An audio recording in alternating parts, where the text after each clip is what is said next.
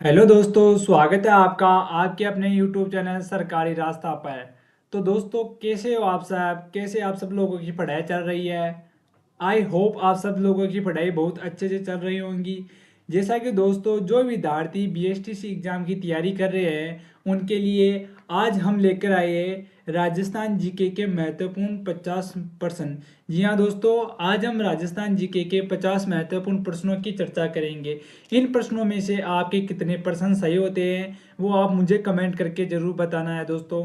तो दोस्तों, बिना देरी किए हुए अपने प्रश्नों को देखते हैं। हमारा दोस्तों पहला प्रश्न है कि राजस्थान की एकमात्र मुस्लिम रियासत थी। तो दोस्तों, राजस्थान के अंदर एकमात्र मुस्लिम रियासत कहाँ पर स्थापित थी, यानी कहाँ पर थी? दुदू में, टोंक में, कोटा में या जयपुर में? तो दोस्तों, जो हमारी राजस्थान की एकमात्र मुस्लिम रियासत थी वो हमारे टोंक जिले में थी। कहाँ पर थी? टोंक जिले में थी। टोंक जिले के अंदर राजस्थान की एकमात्र मुस्लिम रियासत थी। और जो बाकी जो राजपूताना रियासत थी वो पूरे राजस्थान के अंदर थी। समझ गए दोस्तों? तो इसके अंदर दोस्तों हमारा बी राइट आंसर हो जाएगा। अगला प्रश्न है हमारा, राजस्थान में पुरातात्विक सर्वेक्षण कार्य का सर्वप्रथम प्रारंभ कब किया गया? यानी कि राजस्थान के अंदर जो पुरातात्विक सर्वेक्षण यानी जो पुरानी चीज़ों को खोजने का जो कार्य है वो कब प्रारंभ किया गया दोस्तों? 1871 में, 1818 में, 1876 में या 1942 में? तो दोस्तों, इसके अंदर हमारा राइट आंसर होगा ए। 1871 के अंदर राजस्थान पुरातात्विक सर्वेक्षण कार्य प्रारंभ किया गया था। समझ गए दोस्तों? तो इसके अंदर हमारा ए राइट आंसर होगा दोस्तों। अगला प्रश्न है हमारा, राजस्थान में उदयशाही सिक्के का प्रचलन कहाँ पर था? दोस्तों, वेरी इंपॉर्टेंट प्रश्न है कि राजस्थान में उदयशाही सिक्के है ना, उनका प्रचलन किस क्षेत्र में था? बांसवाड़ा, प्रतापगढ़, कोटा या डूंगरपुर? तो दोस्तों, जो हमारे उदयशाही सिक्कों का जो प्रचलन था वो हमारे डूंगरपुर के अंदर था। कहाँ पर था? डूंगरपुर के अंदर। डूंगरपुर के अंदर उदयशाही जो सिक्के थे उनका प्रचलन चल रहा था। समझ गए? तो इसके अंदर दोस्तों हमारा डी राइट आंसर हो जाएगा। अगला प्रश्न है हमारा, मेवाड़ का विषम पितामह के नाम से किस शासक को जाना जाता है? मेवाड़ के विषम पितामह यानी कि मेवाड़ के विषम पिता के नाम से किस शासन को जानते हैं दोस्तों? महाराणा प्रताप को, अमर सिंह राठौड़ को, राणा चुंडा को या समर सिंह को? तो दोस्तों, जो हमारे मेवाड़ का विषम पिता के नाम से जिस शासक को जानते हैं वो हमारे राणा चुंडा है। कौन है? राणा चुंडा। समझ गए? राणा चुंडा को विषम पिता के नाम से जाना जाता है। तो इसके अंदर दोस्तों हमारा सी राइट आंसर हो जाएगा। अगला प्रश्न है हमारा, शेखावाटी ब्रिगेडियर का मुख्यालय कहाँ पर स्थित है? तो दोस्तों, हमारा जो शेखावाटी ब्रिगेडियर का मुख्यालय है वो कहाँ पर स्थित है? सीकर में, चूरू में, नीमका थाना में या झुंझुनू में? तो दोस्तों, हमारा जो शेखावाटी ब्रिगेडियर का मुख्यालय है वो हमारे झुंझुनू के अंदर है। कहाँ पर है? झुंझुनू के अंदर है। इसका डी राइट आंसर हो जाएगा दोस्तों, झुंझुनू। अगला प्रश्न है हमारा, राजस्थान के एकीकरण में लगने वाला समय था। ये भी बहुत इंपॉर्टेंट प्रश्न है दोस्तों। यानी राजस्थान का एकीकरण हुआ उस समय कितना समय लगा था? 8 वर्ष 7 माह 14 दिन, या 7 वर्ष 3 माह 17 दिन, 2 वर्ष 11 माह 13 दिन, 5 वर्ष 12 माह या 8 दिन? तो दोस्तों, जो हमारा राजस्थान का जो एकीकरण हुआ उस समय जो समय लगा था वो लगा था 8 वर्ष 7 माह और 14 दिन। यानी कि जो राजस्थान का एकीकरण हुआ था वो 8 वर्ष 7 माह और 14 दिन के अंदर हुआ था। समझ गए? तो इसके अंदर दोस्तों हमारा ए राइट आंसर हो जाएगा। अगला 7वां प्रश्न है हमारा, राजस्थान में सर्वाधिक कार्यकाल पूर्ण करने वाले राज्यपाल कौन थे? यानी कि सर्वाधिक कार्यकाल, क्या? सर्वाधिक कार्यकाल पूर्ण करने वाले, यानी कि राजस्थान के कौन से राज्यपाल थे जिन्होंने सर्वाधिक कार्यकाल अपना पूर्ण किया था? श्री मदन लाल खुराना, सरदार सिंह हुकुम सिंह, श्री कलराज मिश्र या श्री गुरुमुख निहाल सिंह? तो दोस्तों, जो हमारे राजस्थान के सर्वाधिक जो कार्यकाल पूर्ण करने वाले राज्यपाल थे वो हमारे श्री गुरुमुख निहाल सिंह थे। कौन थे? श्री गुरुमुख निहाल सिंह थे। ये राजस्थान के प्रथम राज्यपाल भी थे। समझ गए।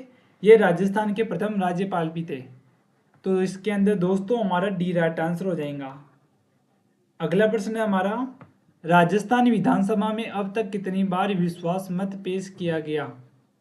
यानी कि राजस्थान की जो विधानसभा है उसके अंदर अब तक कितनी बार विश्वास मत पेश हो चुका। 4 बार, 5 बार, 3 बार या 6 बार। तो दोस्तों हमारी राजस्थान की विधानसभा में अब तक 5 बार विश्वास मत पेश किया गया है। कितनी बार दोस्तों?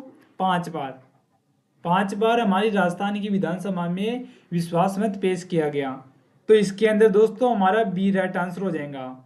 अगला प्रश्न है हमारा, राजस्थान उच्च न्यायालय की मुख्य पीठ जोधपुर कब स्थानांतरित की गई।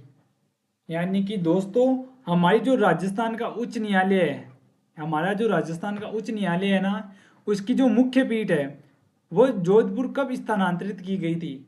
1919 में, 1945 में, 1958 में या 1996 में। तो दोस्तों हमारे जो राजस्थान के उच्च न्यायालय की जो मुख्य पीठ थी उसको 1958 में, कब? 1958 के अंदर जोधपुर स्थानांतरित कर दी गई थी। यानी कि जो राजस्थान के उच्च न्यायालय की मुख्य पीठ को जोधपुर के अंदर 1958 में स्थानांतरित कर दी। समझ गए। तो इसके अंदर दोस्तों हमारे सी राइट आंसर है। अगला है, राजस्थान राज्य निर्वाचन आयोग की प्रथम मुख्य आयुक्त कौन थे। दोस्तों हमारा जो राज्य निर्वाचन आयोग है, हमारा जो राज्य निर्वाचन आयोग है ना, उसके प्रथम मुख्य आयुक्त कौन थे। यानी कि हमारे राजस्थान के राज्य निर्वाचन आयोग के प्रथम मुख्य आयुक्त कौन थे। अमर सिंह राठौड़, श्रीनाथ जोशी, अजय सिंह, सुशील शर्मा। तो दोस्तों हमारे राज्य निर्वाचन आयोग के प्रथम आयुक्त थे वो हमारे थे अमर सिंह राठौड़। कौन थे? अमर सिंह राठौड़। अमर सिंह राठौड़ हमारे राज्य निर्वाचन आयोग के प्रथम आयुक्त थे। तो इसके अंदर दोस्तों राइट आंसर हमारा ए हो जाएगा। अगला प्रश्न है हमारा, राजस्थान में प्रथम नगर पालिका की स्थापना कहाँ पर की गई। दोस्तों वेरी इंपॉर्टेंट प्रश्न है कि राजस्थान के अंदर सर्वप्रथम नगर पालिका की स्थापना कहाँ पर की गई थी। माउंट आबू, अजमेर, जयपुर या जोधपुर।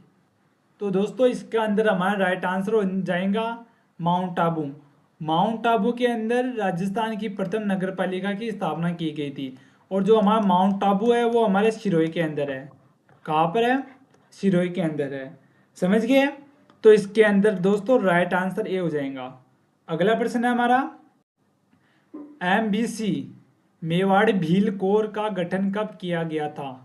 यानी कि दोस्तों जो MBC है मेवाड़ भील कोर, इसका गठन कब किया गया था 1885, 1841, 1887 या 1857। तो दोस्तों जो हमारी MBC है यानी कि जो मेवाड़ भील कोर है, इसका जो गठन है ना वो 1841 में किया गया था। कब किया गया था? 1841 में किया गया था। ये मेवाड़ क्षेत्र में किया गया था और इसकी जो स्थापना है वो महाराणा सरदार सिंह ने की थी। किसने की थी? महाराणा सरदार सिंह ने। समझ गए। यानी कि जो MBC है मेवाड़ भील कोर है, इसका जो गठन है ना वो महाराणा सरदार सिंह ने किया था 1841 ईस्वी के अंदर। तो दोस्तों इसके अंदर हमारा बी राइट आंसर हो जाएगा। अगला प्रश्न है हमारा, जॉर्ज थॉमस ने सर्वप्रथम राजपूताना शब्द का प्रयोग कब किया था। दोस्तों जो जॉर्ज थॉमस है उन्होंने राजपूताना शब्द, कौन सा? राजपूताना शब्द का प्रयोग कब किया? 1808 में, 1880 में, 1800 ईस्वी में या 1700 ईस्वी में। तो दोस्तों जो जॉर्ज थॉमस थे उन्होंने राजपूताना शब्द का जो प्रयोग है ना वो 1800 ईस्वी में किया था। कब किया था? 1800 ईस्वी के अंदर किया था। राजपूताना शब्द का प्रयोग इन्होंने किया था 1800 ईस्वी के अंदर। तो सी इसका हमारा करेक्ट आंसर हो जाएगा। अगला प्रश्न है हमारा, राजस्थान में कर्क रेखा की कुल लंबाई है। तो दोस्तों हमारे राजस्थान के अंदर जो कर्क रेखा है उसकी कुल लंबाई कितनी है? 36 किलोमीटर, 33 किलोमीटर, 26 किलोमीटर या 28 किलोमीटर। तो इसका दोस्तों राइट आंसर हो जाएगा हमारा 26 किलोमीटर। यानी कि जो हमारी राजस्थान की कर्क रेखा है उसकी जो कुल लंबाई है वो हमारी 26 किलोमीटर है। कितनी है? 26 किलोमीटर है। समझ गए? ये हमारे डूंगरपुर और बांसवाड़ा, डूंगरपुर और बांसवाड़ा क्षेत्र से होकर ये गुजरती है। समझ गए? तो इसके अंदर सी राइट आंसर हो जाएगा दोस्तों। अगला प्रश्न है हमारा, बीकानेर संभाग में प्रवाहित होने वाली एकमात्र नदी है। दोस्तों हमारे जो बीकानेर संभाग है उसके अंदर प्रवाहित होने वाली एकमात्र नदी है, यानी कि बीकानेर संभाग के अंदर कौन सी नदी प्रवाहित होती है? घग्गर नदी, सरस्वती नदी, चंबल नदी या जवाई नदी? तो दोस्तों इसके अंदर हमारा ए राइट आंसर हो जाएगा घग्गर नदी। जो घग्गर नदी है वो हनुमानगढ़ में प्रवाहित होती है, हनुमानगढ़ से प्रवाहित होती है। समझ गए? और हनुमानगढ़ हमारे बीकानेर संभाग के अंदर आता है। समझ गए? तो इसके अंदर राइट आंसर हो जाएगा दोस्तों। अगला प्रश्न है हमारा, राजस्थान में बार बार अकाल एवं सूखे का क्या कारण है? यानी कि दोस्तों राजस्थान के अंदर जो बार बार अकाल व सूखा होता है, सूखा पड़ता है, उसका क्या कारण हो सकता है?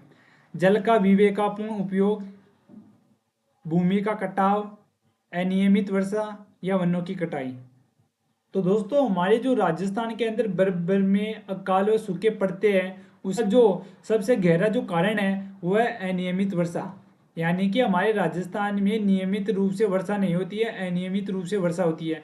कभी किसी क्षेत्र में कम और कभी किसी क्षेत्र में ज़्यादा, यानी कि अनियमित वर्षा के कारण हमारे यहाँ अकाल व सूखे का प्रमुख कारण है। यानी कि अनियमित वर्षा के कारण हमारे राजस्थान में बार बार अकाल व सूखा पड़ता है। समझिए? तो इसके अंदर दोस्तों हमारे सी करेक्ट आंसर हो जाएगा। अगला है हमारा, राजस्थान में केंद्रीय सूक्ष्म अनुसंधान संस्था की स्थापना कब की गई?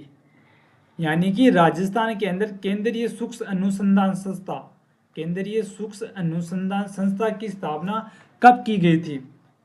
1995, 1996, 1959 या 1960 में? तो दोस्तों हमारे जो राजस्थान के अंदर केंद्रीय सूक्ष्म अनुसंधान संस्था की जो स्थापना की गई थी वो की गई थी हमारी 1959 में। कब की गई थी? 1959 में की गई थी। और जो इसका मुख्यालय है, और इसका जो मुख्यालय है वो हमारे जोधपुर के अंदर है। कहाँ पर है दोस्तों? जोधपुर के अंदर है। यानी कि राजस्थान में केंद्रीय सूक्ष्म अनुसंधान संस्था की जो स्थापना की गई थी वो 1959 में की गई थी। और इसका जो मुख्यालय है दोस्तों वो हमारे जोधपुर के अंदर है। समझ गए? तो सी का तो इसका सीक्रेट आंसर है। अगला प्रश्न है हमारा, राजस्थान में दंड के नाम से कौन सा जाना जाता है? दंड, यानी कि राजस्थान में दंड के नाम से जाना जाता है। किसको जानते हैं दंड के नाम से? चंद्राकार, बालू का स्तूप में ग्रत, या लवणीय झीलों को, नकलिस्तान को, या बावड़ियों को? तो दोस्तों हमारी जो राजस्थान की लवणीय झीलें होती है उनको दंड के नाम से जाना जाता है। कहीं इनको डांड भी लिखते हैं। समझ गए? तो इसका अंदर दोस्तों हमारा बी राइट आंसर हो जाएगा। अगला प्रश्न है हमारा, निम्न में से पुष्कर झील को जलापूर्ति करती है? दोस्तों वेरी इंपॉर्टेंट प्रश्न है कि कौन सी नदी पुष्कर झील को जलापूर्ति करती है? सरस्वती नदी, लुनी नदी, माही नदी या चंबल नदी? तो दोस्तों हमारी जो सरस्वती नदी है ना वो पुष्कर झील को जलापूर्ति करती है। और इसका जो सरस्वती नदी का उद्गम है वो पुष्कर की पहाड़ी है। पुष्कर की पहाड़ी अजमेर से होता है। समझ गए दोस्तों? तो इसके अंदर हमारा ए राइट आंसर हो जाएगा दोस्तों, सरस्वती नदी। अगला प्रश्न है हमारा, राजस्थान का सबसे ठंडा स्थान कौन सा है? राजस्थान का सबसे ठंडा स्थान दोस्तों कौन सा है? चित्तौड़गढ़, डूंगरपुर, बांसवाड़ा या माउंट आबू? तो दोस्तों हमारा जो माउंट आबू क्षेत्र है वो राजस्थान का सबसे ठंडा स्थान है। सबसे ठंडा स्थान कौन सा है? माउंट आबू। और सबसे गर्म जो स्थान है वो हमारा चुरू है। कौन सा है? चुरू है। समझ गए? तो डी इसके अंदर दोस्तों राइट आंसर हो जाएगा। अगला है हमारा, राजस्थान राज्य औद्योगिक विकास एवं विनियोजन निगम का मुख्यालय कहाँ पर स्थित किया गया। यानी कि राजस्थान का जो औद्योगिक और औद्योगिक एवं विकास विनियोजन जो निगम का मुख्यालय है वो कहाँ पर स्थापित किया गया दोस्तों।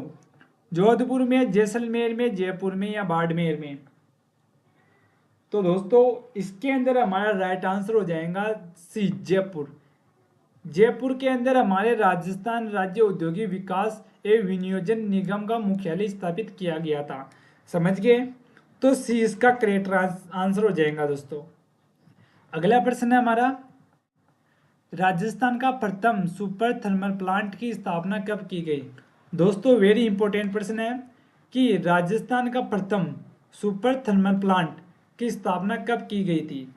1898 में, 1899 में, 2000 में या 1996 के अंदर। तो दोस्तों हमारा जो राजस्थान का प्रथम सुपर थर्मल प्लांट की जो स्थापना की गई थी वो की गई थी हमारी 1998 के अंदर। कब की गई थी? 1998 के अंदर इसकी स्थापना की गई थी। वो की गई थी श्री गंगानगर के अंदर। कहाँ पर की गई थी? श्री गंगानगर के अंदर इसकी स्थापना की गई थी। और इसकी जो शुरुआत है ना, इस प्लांट की जो शुरुआत है वो 1999 में हुई थी। कब हुई थी? 1999 के अंदर इसकी शुरुआत हुई थी। तो दोस्तों ए इसका करेक्ट आंसर हो जाएगा। अगला है हमारा, राजस्थान खान एवं खनिज निगम लिमिटेड की स्थापना कहाँ पर की गई। यानी कि राजस्थान खान एवं खनिज लिमिटेड की स्थापना कहाँ पर की गई। डूंगरपुर, प्रतापगढ़, बांसवाड़ा या उदयपुर। तो इसके अंदर दोस्तों हमारा करेक्ट आंसर हो जाएगा उदयपुर। उदयपुर के अंदर राजस्थान खान एवं खनिज निगम लिमिटेड की स्थापना की गई। समझ गए। और जो इसकी स्थापना है ना दोस्तों वो की गई थी 30 अक्टूबर 1976 को। कब की गई थी? 30 अक्टूबर 1976 को की गई थी। समझ गए। तो इसका करेक्ट आंसर डी हो जाएगा दोस्तों। अगला प्रश्न है हमारा, निम्नलिखित में से टोंक जिले का शुभंकर है। टोंक जिले का शुभंकर दोस्तों क्या है? कुर्जा है, हंस है, खरगोश है या राजहंस है। तो दोस्तों इसका हमारा राइट आंसर हो जाएगा हंस। हंस है ना वो टोंक जिले का शुभंकर है। समझ गए। तो बी इसका राइट आंसर हो जाएगा दोस्तों। अगला प्रश्न है हमारा, राजस्थान की सबसे बड़ी पेयजल परियोजना कौन सी है। राजस्थान की सबसे बड़ी पेयजल परियोजना दोस्तों कौन सी है?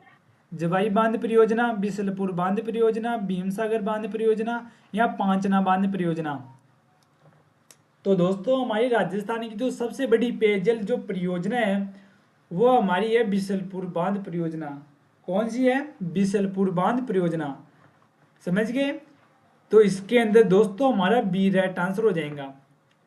अगला प्रश्न है हमारा, राज्य के भौगोलिक क्षेत्र का वन क्षेत्र कितना प्रतिशत है। यानी कि राजस्थान का जो भौगोलिक क्षेत्र है ना उसके क्षेत्रफल का कितना क्षेत्रफल वन क्षेत्रफल के अंदर आता है। 5.96%, 4.06%, 9.60% या 5.55%। तो दोस्तों इसका हमारा जो राइट आंसर होगा वो होगा 9.60%। कितना? 9.60%। यानी कि 9.60% हमारे राज्य के भौगोलिक क्षेत्र का वन क्षेत्रफल है। समझ गए। तो इसका सी करेक्ट आंसर हो जाएगा दोस्तों। अगला प्रश्न है हमारा, महाराणा प्रताप अंतर्राष्ट्रीय हवाई अड्डा कहाँ पर स्थापित किया गया। यानी कि जो हमारे अंतर्राष्ट्रीय हवाई अड्डा है कौन सा? महाराणा प्रताप। वो कहाँ पर स्थापित किया गया दोस्तों? चित्तौड़गढ़, उदयपुर, सलूम्बर या प्रतापगढ़। तो दोस्तों इसका हमारा जो करेक्ट आंसर होगा वो होगा बी, उदयपुर। उदयपुर के अंदर हमारा महाराणा प्रताप अंतर्राष्ट्रीय हवाई अड्डा स्थापित किया गया था। समझ गए। तो इसका बी हमारा दोस्तों राइट आंसर हो जाएगा। अगला प्रश्न है हमारा, पाली संभाग के निर्माण के लिए किस संभाग का पुनर्गठन किया गया। वेरी इंपॉर्टेंट प्रश्न है दोस्तों। संभागों के बारे में पूछ लेते हैं कि पाली संभाग हमारा जो नियत संभाग है पाली संभाग, उसके निर्माण के लिए किस संभाग का पुनर्गठन किया गया? सीकर संभाग, जयपुर संभाग, बीकानेर संभाग या जोधपुर संभाग? तो दोस्तों हमारे जो पाली संभाग के निर्माण के लिए जिस संभाग का पुनर्गठन किया गया उसका नाम है जोधपुर संभाग। क्या है? जोधपुर संभाग। यानी कि जोधपुर संभाग को तोड़कर पाली संभाग का निर्माण किया गया था। समझ गए? तो इसके अंदर दोस्तों हमारा डी राइट आंसर हो जाएगा। 29वां प्रश्न है हमारा, पचभद्रा झील कहाँ पर स्थित है? पचभद्रा झील, पचभद्रा झील ये कहाँ पर स्थापित है दोस्तों? बालोतरा, बाड़मेर, जैसलमेर या सिरोही? तो दोस्तों हमारी जो पचभद्रा झील है ना वो बालोतरा के अंदर है। कहाँ पर है? बालोतरा के अंदर है। इस झील से नमक का निर्माण किया जाता है। इस झील से किसका निर्माण किया जाता है? नमक का निर्माण किया जाता है। समझ गए? तो ये इसका करेक्ट आंसर हो जाएगा दोस्तों। अगला प्रश्न है हमारा, इतिहास प्रसिद्ध सिवाना दुर्ग किस जिले में स्थित है? यानी कि इतिहास का प्रसिद्ध सिवाना दुर्ग है वो किस जिले में स्थित है दोस्तों? जयपुर में, जोधपुर में, बालोतरा में या कोटा में? तो दोस्तों हमारे जो सिवाना का दुर्ग है वो हमारे बालोतरा के अंदर है। कहाँ पर है? बालोतरा के अंदर है। सी इसका करेक्ट आंसर हो जाएगा दोस्तों। अगला प्रश्न है हमारा, दिलवाड़ा जैन मंदिर स्थित है।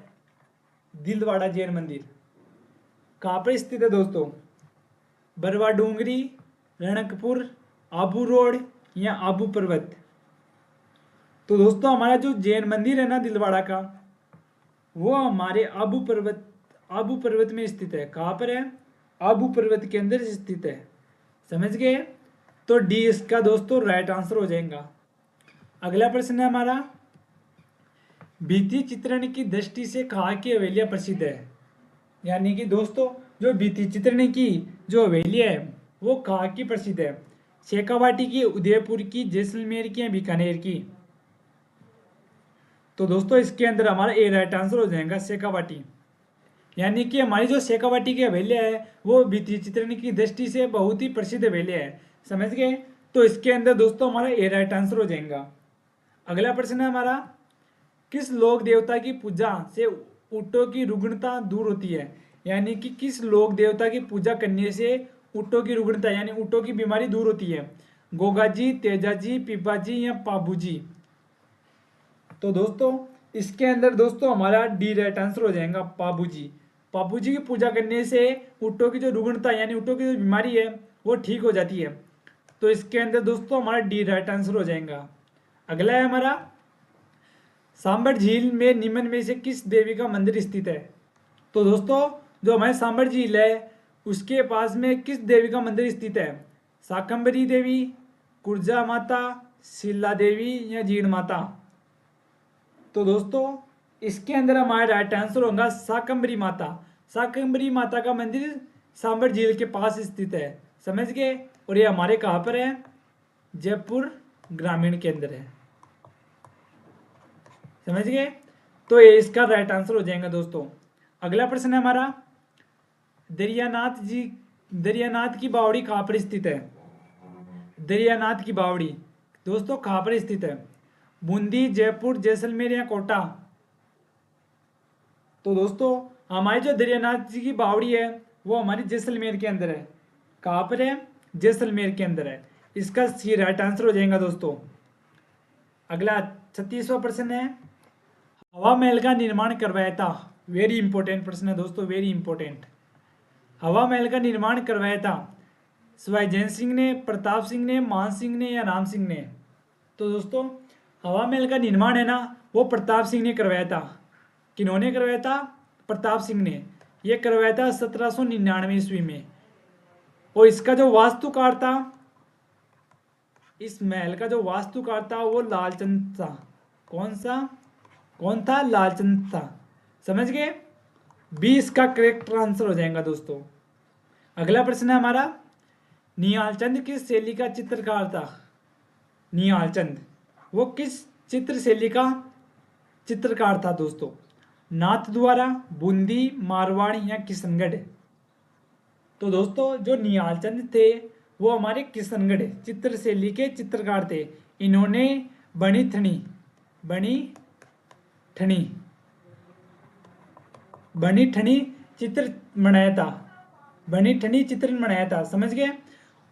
तो इसके अंदर दोस्तों डी राइट आंसर हो जाएगा। अगला प्रश्न है हमारा,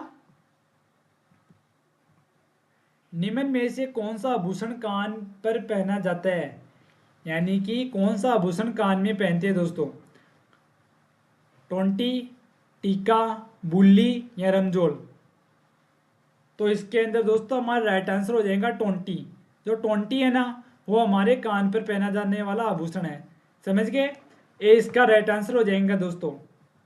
अगला है हमारा, राजस्थान की किस पोशाक को राष्ट्रीय स्तर पर मान्यता प्राप्त हुई है, यानी कि राजस्थान की किस पोशाक को राष्ट्रीय स्तर पर मान्यता प्राप्त हो चुकी है, उदयपुरी पगड़ी, बरी को, जोधपुरी कोट को या कोटा डोरिया साड़ी को।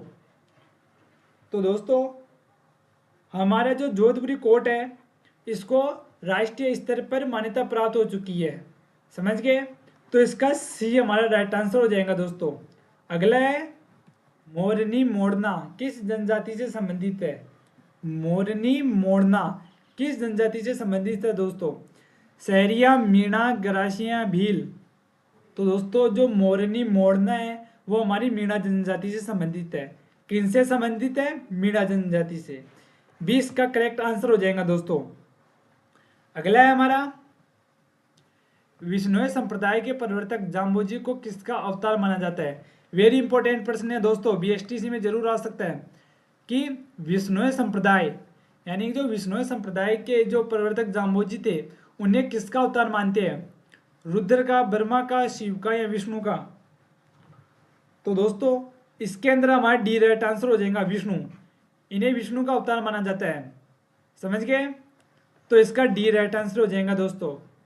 अगला प्रश्न है हमारा, ऊंट की खाल पर चित्रांकन किस कला शैली की विशेषता है, यानी कि जो ऊंट पर जो चित्रांकन किए जाते हैं वो किस शैली की विशेषता है दोस्तों, बीकानेरी शैली, जैसलमेर शैली, बाड़मेर शैली या जोधपुर शैली। तो दोस्तों इसका हमारा राइट आंसर हो जाएगा ए, बीकानेर शैली, समझ गए। और हाँ दोस्तों जो ऊंट की खाल पर जो चित्रांकन किया जाता है उसको कहते हैं उस्ता कला, उसको क्या कहते हैं, उस्ता कला कहते हैं, समझ गए। तो इसका एक करेक्ट आंसर हो जाएगा दोस्तों। अगला है हमारा, लांगुरिया लोकगीत है, जो लांगुरिया लोकगीत है वो क्या है, होली गीत है, विवाह गीत है, भक्ति गीत है या प्रेम गीत है। तो दोस्तों जो हमारे लांगुरिया गीत है वो एक प्रकार से क्या है, भक्ति गीत है। ये हमारे केला देवी के मंदिर में गाया जाता है, समझ गए। तो इसका दोस्तों सी करेक्ट आंसर हो जाएगा। अगला है, प्रसिद्ध राजस्थानी गैर नृत्य में भाग लेते हैं, यानी कि जो राजस्थान का गैर नृत्य है उसमें भाग कौन लेते हैं दोस्तों, केवल महिलाएं, केवल बच्चे, केवल पुरुष या पुरुष एवं महिलाएं। तो दोस्तों जो हमारा राजस्थान का गैर नृत्य है उसके अंदर केवल पुरुष ही नृत्य करते हैं, कौन करते हैं, केवल पुरुष। इसके अंदर केवल पुरुष ही भाग लेते हैं। तो इसका दोस्तों हमारा करेक्ट आंसर हो जाएगा। अगला प्रश्न है हमारा, राजस्थान में भवाई नाट्य के जन्मदाता थे। वेरी इंपॉर्टेंट प्रश्न है दोस्तों, यानी राजस्थान के अंदर जो भवाई नाट्य है उनके जन्मदाता कौन थे दोस्तों, बागाजी, लच्छीराम जी, गोपाल जी या अली बख्शी। तो दोस्तों इसके अंदर हमारा करेक्ट आंसर हो जाएगा बागाजी। जो हमारे बागाजी थे वो इस भवाई नाट्य के जन्मदाता थे। तो इसका करेक्ट आंसर दोस्तों ए हो जाएगा। अगला प्रश्न है हमारा, मुंह से बजाए जाने वाला वाद्य यंत्र है। दोस्तों मुंह से बजाने वाले वाद्य यंत्र कौन सा है, रावणत्ता, अलगोजा, चिंकारा या सुरा गुरालिया। तो दोस्तों इसके अंदर हमारा राइट आंसर बी हो जाएगा, अलगोजा। अलगोजा मुंह से बजाए जाने वाला वाद्य यंत्र है, समझ गए। और जो मुंह से बजाए जाने वाले वाद्य यंत्र है उसको सुशीर वाद्य यंत्र कहते हैं, उसको क्या कहते हैं, सुशीर वाद्य यंत्र कहते हैं, समझ गए। तो इसका बी करेक्ट आंसर हो जाएगा दोस्तों। अगला है हमारा, बारात के स्वागत की रस्म को कहा जाता है। यानी कि बारात आने पर जो स्वागत किया जाता है उस समय जो रस्म होती है उसको क्या कहते हैं? सामेला, ढुकाव, टीका या मिलनी। तो दोस्तों इसका हमारा ए राइट आंसर हो जाएगा, सामेला। यानी कि बारात के स्वागत के लिए जो रस्म की जाती है उसको सामेला कहते हैं। तो इसके अंदर हमारा ए राइट आंसर हो जाएगा दोस्तों। अगला है हमारा, मेवाती बोली किस जिले में बोली जाती है? वेरी इंपॉर्टेंट दोस्तों, जो मेवाती बोली है वो किस जिले में बोलते हैं? जैसलमेर, सिरोही, झालावाड़ या अलवर। तो दोस्तों इसके अंदर हमारा राइट आंसर हो जाएगा अलवर। अलवर के अंदर मेवाती बोली बोली जाती है, समझ गए? तो इसका डी करेक्ट आंसर हो जाएगा दोस्तों। अगला है हमारा, पुष्कर मेला किस तिथि को संपन्न होता है? दोस्तों हमारा जो पुष्कर का मेला है वो किस तिथि को संपन्न होता है? वैशाख पूर्णिमा, फागुन पूर्णिमा, कार्तिक पूर्णिमा या माघ पूर्णिमा को। तो इसके अंदर दोस्तों हमारा राइट आंसर हो जाएगा सी, कार्तिक पूर्णिमा को पुष्कर का मेला संपन्न होता है, समझ गए? तो इसके अंदर दोस्तों हमारा सी करेक्ट आंसर हो जाएगा। अंतिम लास्ट प्रश्न है हमारा, चुनाई का कार्य करने वाले को कहते हैं? चुनाई, जो चुनाई का कार्य करते हैं उन्हें क्या कहते हैं? चेजारा, बिनोरा, लकड़हारा या घोड़ला। तो दोस्तों जो चुनाई का कार्य करते हैं उन्हें चेजारा कहते हैं। क्या कहा जाता है उन्हें? चेजारा कहा जाता है, समझ गए? तो इसके अंदर एक करेक्ट आंसर हो जाएगा दोस्तों। तो दोस्तों कैसी रही आज की आपकी क्लास? आई होप आपकी क्लास बहुत अच्छी रही होगी। आपके इन 50 प्रश्नों में से कितने प्रश्न सही हुए आप मुझको कमेंट करके ज़रूर बताना है।